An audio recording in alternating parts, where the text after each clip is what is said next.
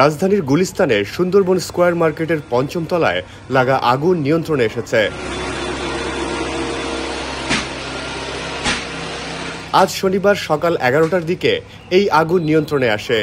Fire সার্ভিসের media সেলের কর্মকর্তা তালহা বিন জসিম জানান, সকাল 10টার দিকে ওই মার্কেটে আগুন লাগার খবর পেয়ে ফায়ার সার্ভিস টিম ঘটনাস্থলে আসে। পরে ফায়ার সার্ভিসের 11টি ইউনিটের চেষ্টায় আগুন নিয়ন্ত্রণে আসে। তাৎক্ষণিকভাবে আগুন লাগার কারণ ও ক্ষয়ক্ষতির পরিমাণ জানা যায়নি। আমি 9:55 থেকে আসছি এখানে, আসার পর দেখি যে আপনার ওই সাইডে ধোঁয়া বেরোতেছে। পরে উপরে গেলাম দেখতে, মানুষের কাছে শুনতেছি যে উপরে নাকি আপনার গুডাউনে আগুন লেগে গেছে। তারপরে আলহামদুলিল্লাহ এটা রাতে লাগেনি, যদি রাতে লাগতো তাতে আরো ভয়াবহ অবস্থা হয়ে যেত।